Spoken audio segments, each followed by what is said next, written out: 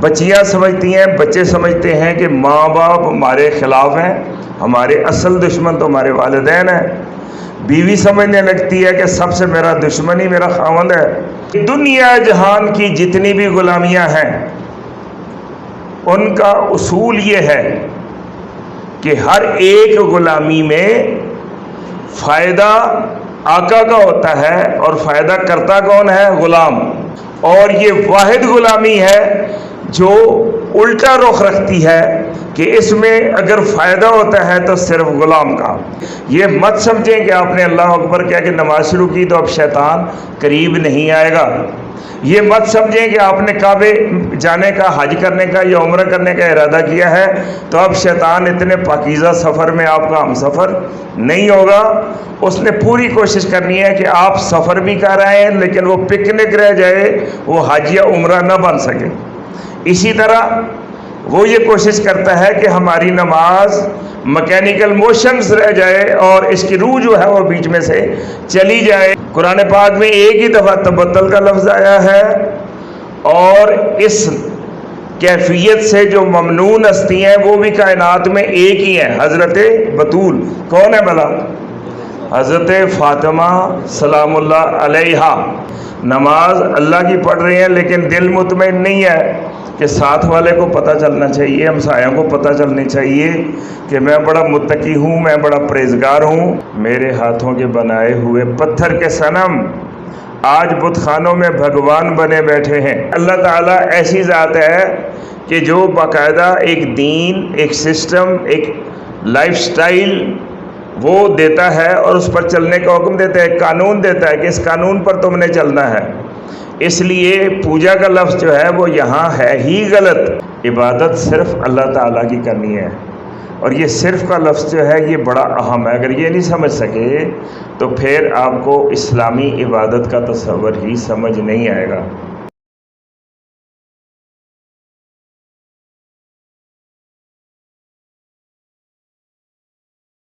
فا کا جو لفظ ہے یہ وارننگ ہے اور یہ تاکید بھی ہے، یہ تربیت بھی ہے۔ فَلْيَعْبُدُوا، پس چاہیے کہ وہ عبادت کریں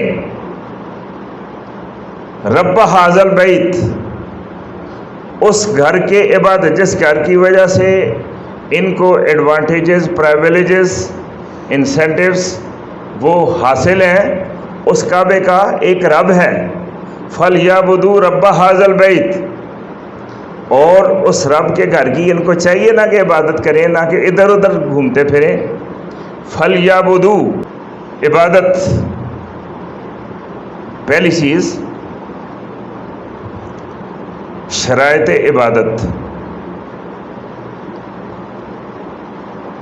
عبادت کی شرطیں کیا ہیں؟ عبادت کی شرطیں، اللہ کی عبادت کی شرطیں، ویسے تو آپ کسی کی بھی پوجا شروع کر دیں اس میں کیا شرطیں ہونی ہیں، سارا کچھ جو ہے وہ خود ساختہ نظام ہے، اس میں جو مرضی داخل کر دیں، جو مرضی نکال لیں، اس کو تو فرق نہیں پڑتا ہے۔ لیکن اللہ کا جو قانون ہے، جو دین ہے، وہ طے شدہ ہے، اس میں نہ کچھ ڈال سکتے ہیں نہ کچھ نکال سکتے ہیں۔ تو اس کی شرائط ہیں، اور پہلی شرط یہ ہے توحید۔ کیا ہے؟ توحید کا مقصد یہ ہے کہ اللہ کے علاوہ کسی بھی چیز کو جو دنیا میں پائی جاتی ہے ہم نے الہ نہیں ماننا ہے، معبود نہیں ماننا ہے۔ عبادت صرف اللہ تعالیٰ کی کرنی ہے، اور یہ صرف کا لفظ جو ہے یہ بڑا اہم ہے۔ اگر یہ نہیں سمجھ سکے تو پھر آپ کو اسلامی عبادت کا تصور ہی سمجھ نہیں آئے گا۔ اس لیے کہ قرآن مجید میں جگہ جگہ اس چیز کو بیان کیا ہے کہ پہلے لا الہ ہے، پھر الا اللہ ہے، کہ کوئی بھی معبود نہیں ہے ہاں مگر اللہ ہے۔ یہی سورہ فاتحہ میں ایاک نعبد، صرف تیری ہم عبادت کرتے ہیں، ایاک نعبد، صرف تیری۔ ایا حرف تخصیص ہے کہ خاص تیری، صرف تیری، محض تیری، صرف اور صرف تیری۔ اب اس میں فرق یہ ہوتا ہے کہ کہ مثال کے طور پہ کوئی قبیلہ ہے، اس کے ہاں کچھ بت ہیں، دیوتا ہیں، دیویاں ہیں، ان کی عبادت کر رہا ہے۔ کوئی اور بندہ آتا ہے، وہ کہتا ہے کہ یہ ایک اور دیوی آپ کو بتاتے ہیں، یہ بڑا کچھ اس کے عبادت کرنے کے فائدے ہیں، وہ کہتے ہیں چلو اس کو بھی رکھ لیتے ہیں۔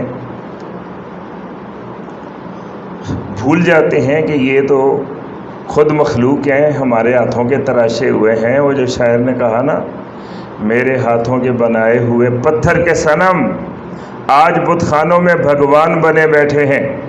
تو یہ سارا کچھ چلتا ہے اس لیے کہ پنجابی کا محاورہ ہے، جتھے سو اتھے کونتر سو۔ تو جہاں جو کئی ہزار کی پہلے عبادت پوجا کر رہے ہیں، عبادت کیا کرنی ہے، پوجا کر رہے ہیں، اس میں کیا فرق پڑتا ہے کہ ایک اور بڑھ جائے یا ایک کم ہو جائے، اس سے کیا فرق پڑتا ہے؟ تو اس لیے پہلی چیز توحید کا مقصد ہی یہی ہے کہ کسی اور خدا کو، نام نہاد خدا کو، کوئی اور خدا ہے ہی نہیں، اصلاً نہیں ہے، واقعتاً نہیں ہے، حقیقت میں نہیں ہے، لیکن فرض بھی نہیں کرنا کہ کوئی اور بھی خدا ہے، کوئی اور دیوی ہے، کوئی دیوتا ہے، فرض بھی نہیں کرنا، اور صرف اللہ تبارک و تعالیٰ کو ماننا ہے۔ یہ چیز ہے۔ اس کے بعد پھر جب اللہ کی عبادت کریں گے تو وہ صرف اللہ کی عبادت ہوگی۔ یہ توحید ہے۔ توحید کا مطلب صرف اللہ کی، فَلْيَعْبُدُوا، پس عبادت کرو، رب ھذا، اب آپ اس رب کی عبادت کیسے ہوگی؟ اس گھر کے رب کی عبادت کیسے ہوگی؟ کہ جب صرف اسی کی عبادت ہوگی، اس میں جب شامل کریں گے، حاشیہ آرائی کریں گے، اپنے پاس سے مثالیں ڈالیں گے، اور اپنی مرضی کے بت، بھگوان، جو مرضی ان کا نام رکھ لیں، ڈالیں گے، تو وہ ختم ہو گیا، ایک بھی ڈالیں۔ یہ چیز سورہ کافرون میں بھی بیان ہوئی ہے۔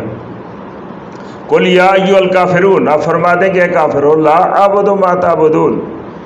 یہ پیشکش ہوئی تھی باقاعدہ کہ آپس میں لڑنے جھگڑنے کی بجائے معاہدہ کر لیتے ہیں کہ آپ ہمارے خداؤں کو مان لیں، ہم آپ کے اللہ کو مان لیتے ہیں۔ تو اس کا جواب نبی پاک صلی اللہ علیہ وسلم کی بجائے اللہ تبارک و تعالیٰ کی طرف سے آیا، اور یہ ہے سورہ کافرون۔ قل، اے نبی آپ فرما دیں، ایھا الکافرون، اے کافرو، لا اعبد ما تعبدون، میں عبادت نہیں کرتا جن کی تم عبادت کرتے ہو، ولا انتم عابدون ما اعبد، اور نہ تم عبادت کرتے ہو جن کی میں عبادت کرتا ہوں، ولا انا عابد ما عبدتم، میں اصلاً ایسا ہوں ہی نہیں کہ میں عبادت کروں ان کی جن کی تم عبادت کرتے ہو، اس لیے کہ وہ تو اللہ کے علاوہ ہیں اور ڈھیر سارے ہیں۔ میں تو ایک کی عبادت کرتا ہوں، اور وہ بھی اللہ کے علاوہ کوئی اور کہے نا کہ یہ خدا ہے جو اللہ نہیں ہے، اللہ کے سوا اکیلا کوئی خدا مانے تو ہم اس کو بھی نہیں مانتے۔ تو ایک تو تمہارے ڈھیر سارے ہیں، اور دوسرا غیر اللہ ہیں، اللہ کے علاوہ ہیں، تو میں ایسا نہیں ہوں۔ ولا انا عابد ما عبدتم ولا انتم عابدون ما اعبد، نہ تم ایسے ہو کہ خدائے واحد کی عبادت کر سکو، اس لیے کہ تم تو یہ چاہ رہے ہو کہ ہم ڈھیر سارے جو پہلے خداؤں کی عبادت کر رہے ہیں ان میں ایک اور کا اضافہ کر لیں۔ تو تمہارے لیے تو کوئی ایشو نہیں ہے، ہمارے ہاں تو ایک ذرا سا اضافہ بھی ہمیں اسلام سے خارج کر دیتا ہے۔ اور اس کا نتیجہ کیا نکلا؟ لکم دینکم ولی دین، تمہارے لیے تمہارا دین اور میرے لیے میرا دین۔ یہ دو قومی نظریہ آپ نے جو اللہ نے پیش فرمایا یہاں پہ، اس کا مقصد بڑا واضح ہے۔ پہلی شرط ہے اللہ کی عبادت کی توحید۔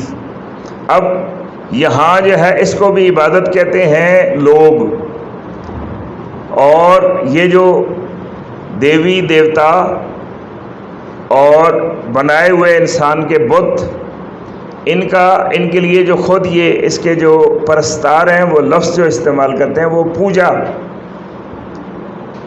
تو اسی لیے ابتدا میں ہمارے ہاں جو شروع میں ہمارے ہاں جو ترجمے ہوئے قرآن پاک کے، وہاں آپ کو یہ لفظ ملتا ہے، نہ ہم پوجا کرتے ہیں، میں صرف اللہ کی پوجا کرتا ہوں، معاذ اللہ معاذ اللہ۔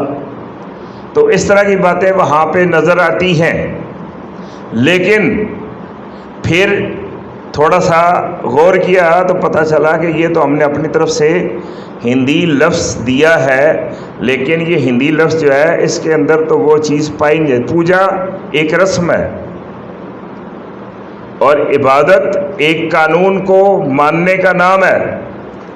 بت کی جب پوجا کرتے ہیں تو بت ایسی ذات نہیں ہے کہ جس نے کوئی قانون بھی دے رکھا ہو، اس کے مقابلے میں اللہ تعالیٰ ایسی ذات ہے کہ جو باقاعدہ ایک دین، ایک سسٹم، ایک لائف سٹائل وہ دیتا ہے اور اس پر چلنے کا حکم دیتا ہے، قانون دیتا ہے کہ اس قانون پر تم نے چلنا ہے۔ اس لیے پوجا کا لفظ جو ہے وہ یہاں ہے ہی غلط۔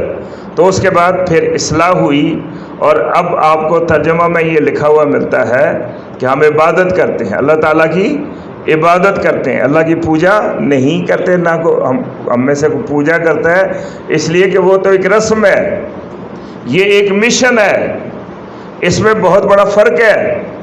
تو پہلی چیز میں نے آپ کو بتائی کہ عبادت، اللہ کی عبادت کی پہلی شرط یہ ہے کہ اس کو کہا جاتا ہے توحید، کہ اللہ کا ایک ہونا اور اس کی ذات اور صفات میں کسی کو شریک نہ کرنا۔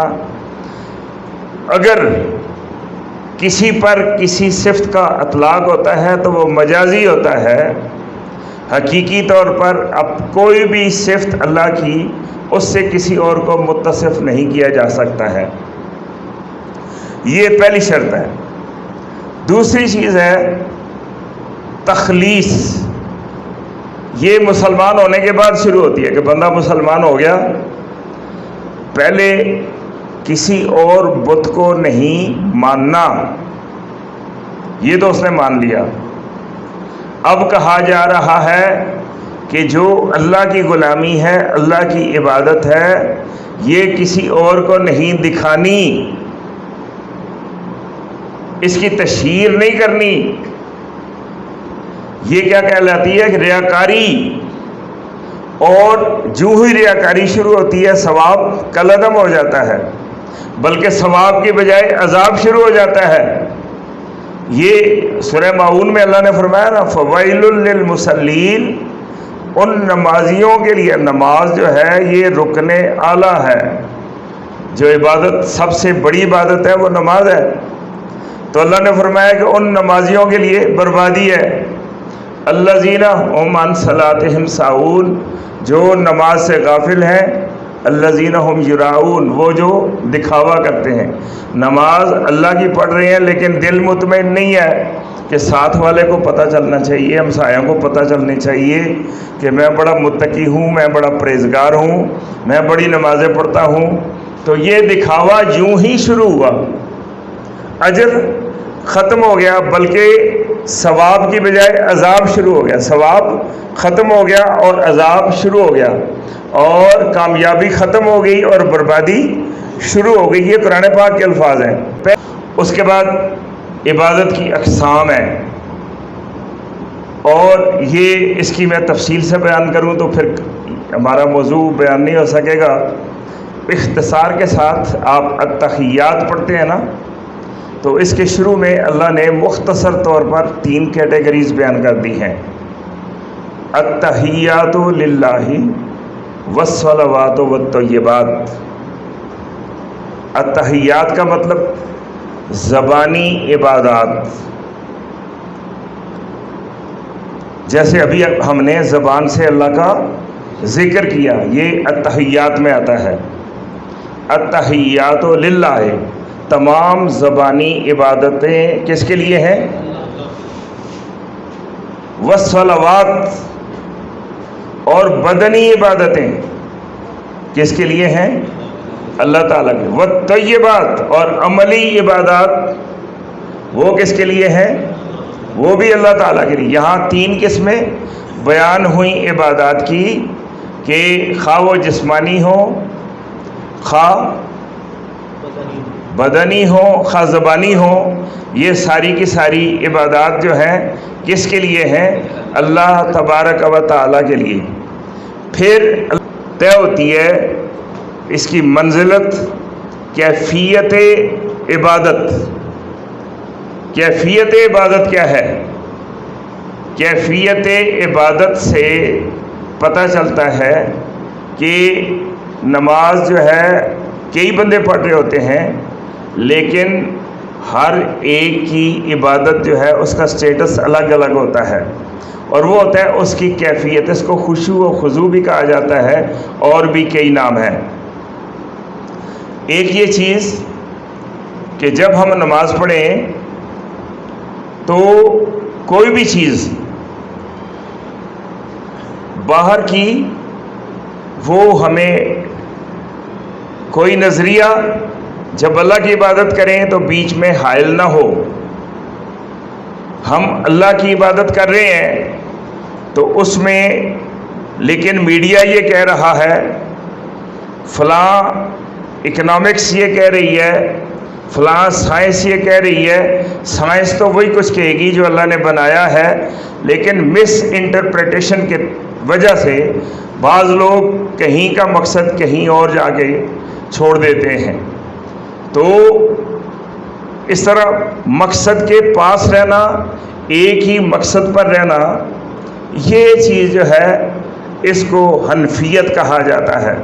वाकिम वजह का दीन हनीफा, ये सूरह रूम की 30वीं आयत में अल्लाह ताला ने इरशाद फरमाया, वाकिम वजह का, अपनी तवज्जो कर ले दीन, दीन की तरफ, हनीफा यकसू होकर, यानी इससे भी जान छुड़ा, उससे भी जान छुड़ा, उससे भी जान छुड़ा, हर नज़रिए से छोड़ छाड़ के एक ही नज़रिया कि जो अल्लाह ने दे दिया है वो सच है, जो कुरान और अल्लाह के रसूल सल्लल्लाहु अलैहि वसल्लम के बताए हुए रास्ते के ख़िलाफ़ बात है, कितनी भी खूबसूरत क्यों ना नज़र आए वो झूठ है। ये चीज़ जो है ये क्या कहलाती है? हनफियत कहलाती है। और ये हज़रत इमाम अबू हनीफा से नहीं शुरू हुई, ये हज़रत इब्राहीम से शुरू हुई है। ये वो वाली हनफियत है। तो दीन हनीफ जिसकी वजह से कहा जाता है। तो पहली चीज़ हनफियत। दूसरी चीज़, अब नमाज के आपने शुरू की हर तरफ से, या इबादत कोई भी शुरू की, अब ना आप किसी और नज़रिए को मान रहे हैं, किसी और फ़लसफ़े को नहीं मान रहे, हर एक को आपने तर्क कर दिया है, लेकिन आपकी तवज्जो भटक रही है ख्वाहिशात में, ख़यालात में, तमन्नाओं में, आरज़ुओं में, मुख्तलिफ़ मशागल में, और ये आपके अंदर ही अंदर ये अमल हो रहा है। इनसे जान छुड़ाना और इनसे हट के अल्लाह की इबादत करना, इसको तबतल कहा जाता है। जिस तरह उधर को मैंने कहा था कि हनफियत के तमाम बातिल नज़रियात से हट के अल्लाह की इबादत करना, ये हनफियत कहलाता है। इसी तरह अपने अंदरूनी वसाविस, अपने ख़यालात, गलत तसव्वुरात, और मैंने बताया ना कि वो जो इकबाल ने कहा है, बराहीमी नज़र पैदा मगर मुश्किल से होती है, हवस छुप छुप के सीनों में बना लेती है तस्वीरें। कि इंसान नमाज में खड़ा है लेकिन सोच किसी और चीज़ के बारे में रहा है, और इसकी मैंने बड़ी तफसील से आपको मिसाल दी थी। आज उसको पूरा कर देते हैं कि मैंने कहा था कि आप हो सकता है कि पूरी दुनिया के बारे में, पूरी कायनात के बारे में सोच रहे हो, या अपने मुल्क के बारे में सोच रहे हो, या अपने बच्चों के बारे में, अपने किसी भी चीज़ के बारे में। इवन कि मैं आपको ले आया था कि फ़र्ज़ किया कि आप अपने मुसल्ले पर खड़े हैं और मुसल्ले के डिज़ाइन के बारे में सोच रहे हैं, तो अब ये तबत्तल नहीं रहेगा, बल्कि आपकी तवज्जो भटक गई। लेकिन इससे भी और करीब मैं आपको ला रहा हूँ कि आप नमाज के एक रुकन में मसरूफ़ हैं और नमाज के ही दूसरे रुकन के बारे में सोच रहे हैं। मसलन आप क़याम में हैं, रुकू के बारे में सोच रहे हैं, और रुकू में है और सजदे के बारे में सोच रहे हैं, और सजदे में है और कादा के बारे में सोच रहे हैं। ये मुख्तलिफ़ तरीक़े होते हैं आपको बहकाने के, भटकाने के। ये मत समझें कि आपने अल्लाह अकबर कह के नमाज शुरू की तो अब शैतान करीब नहीं आएगा।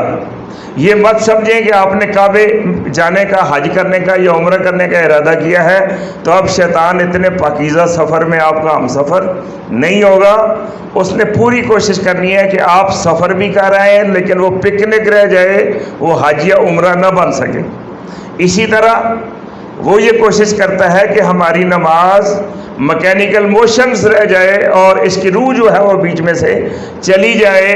اس لیے وہ تبتل، سورہ مزمل، اس میں اللہ تعالیٰ نے یہ ارشاد فرمایا ہے وَاذْكُرِ اسْمَ رَبِّكَ وَتَبَتَّلْ إِلَيْهِ تَبْتِيلًا، کہ اپنے رب کا ذکر ایسے کرو کہ ہر چیز سے کٹ کے، ہر طرف سے دھیان ہٹا کے آپ نے مکمل محویت کے ساتھ ایک ہی طرف اپنا خیال رکھنا ہے۔ اس کو خشوع کہا جاتا ہے، اسی کو تبتل کہا جاتا ہے کہ ہر طرف سے کٹ کے آپ نے توجہ ایک ہی طرف رکھنی ہے۔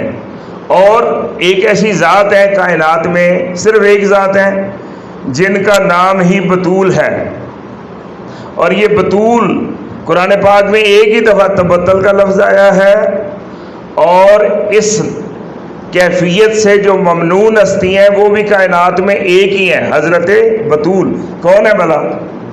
حضرت فاطمہ سلام اللہ علیہا، اور یہ اپنی صفت سے موسوم ہے، متصف ہے، اس لیے کہ یہ ذاتی اغراض و مقاصد سے بالکل یہ ہٹ گئی تھیں، کٹ گئی تھیں، اور پوری زندگی آپ اللہ کے اور اللہ کے دین کے لیے اور نبی پاک صلی اللہ علیہ وسلم کی خدمت کے لیے معمور ہو گئی تھیں، اس لیے ان کا نام بتول رکھا گیا آسمانوں کے اوپر، اور آج ہم سارے بتول آپ کو کہتے ہیں۔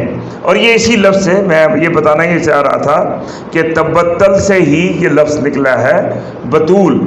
تو عبادت کا یہ خالص ترین طریقہ ہے۔ مسلمان ہونے کے بعد، مسلمان ہونے سے پہلے توحید کو اپنائیں تو پھر عبادت شروع ہو جاتی ہے، اور عبادت کی جو تخلیص ہوتی ہے وہ تبتل سے ہوتی ہے۔ اب یہ ساری چیزیں تو میں نے بتا دی، آپ کے ذہن میں سوال پیدا ہوگا کہ یہ عبادت جو ہے اس کا مطلب کیا ہے، یہ ہوتی کیا ہے عبادت؟ تو عبد کہا جاتا ہے عربی زبان میں غلام کو۔ اب اس کا مطلب یہ ہے، اللہ کی عبادت کا مطلب اللہ کی غلامی۔ جب ہم نے کہا لا الہ الا اللہ محمد الرسول اللہ تو ہم اللہ کے غلام بن گئے۔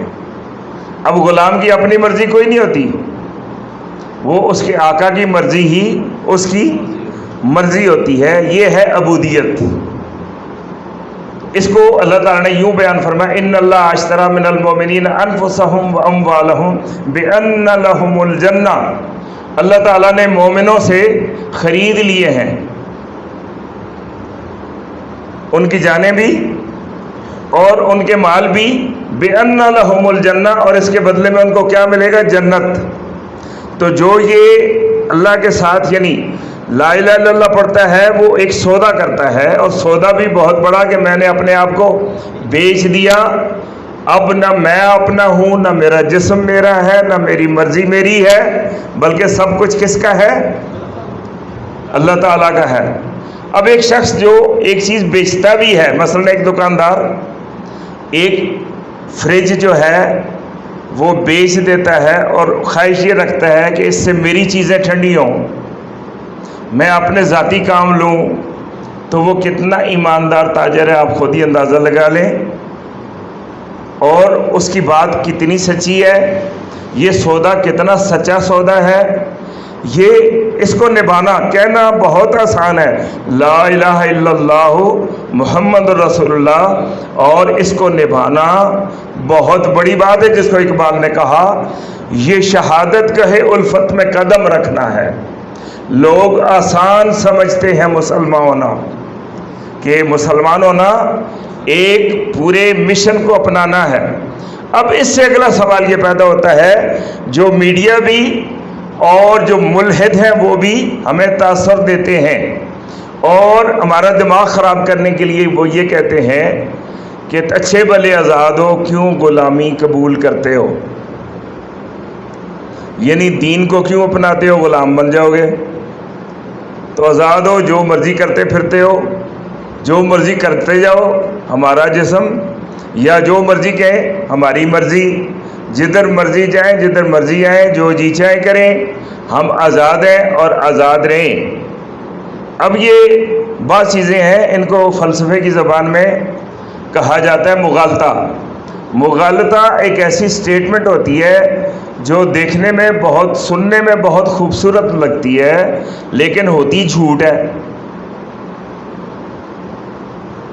لیکن سنتے ہیں تو اس میں لفاظی اتنی خوبصورت ہوتی ہے کہ لگتا ہے کہ یار بندہ صحیح کہہ رہا ہے۔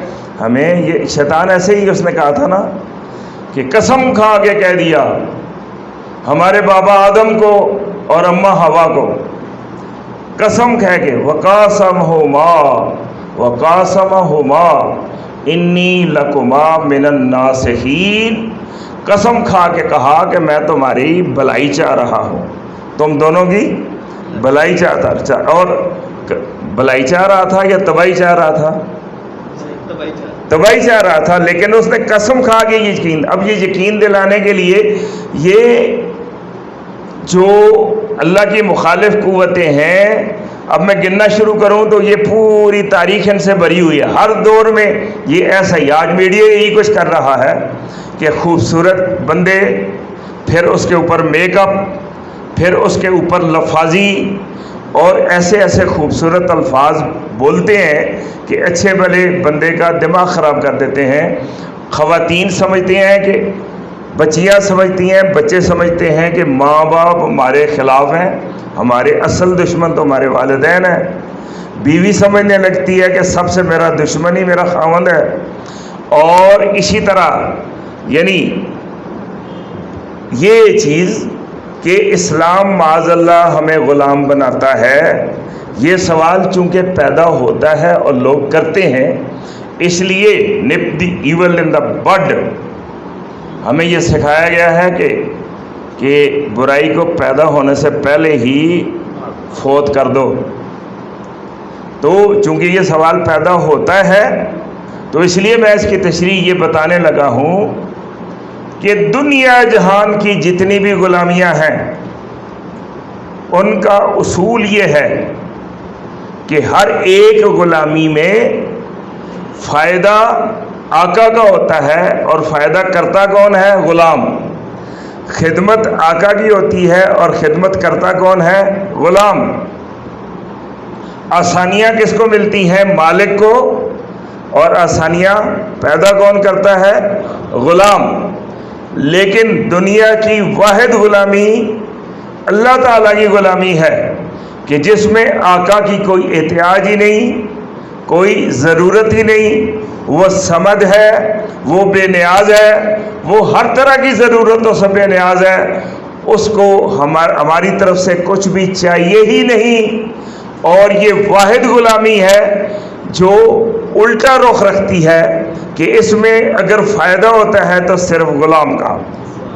اب اس کی اگر تشریح شروع کریں تو اسلام کے تمام ارکان، اسلام کے تمام نظام، اسلام کے تمام قوانین ایک ایک میں بیان کرنا شروع کروں تو آپ پر کھلے گا کہ واقعی یار ہر جگہ اللہ نے ہمارے فائدے کی بات کی ہے، اجتماعی فائدے کی بات کی ہے، دنیا میں جنت تشکیل دینے کے لیے قوانین دیا ہے، اور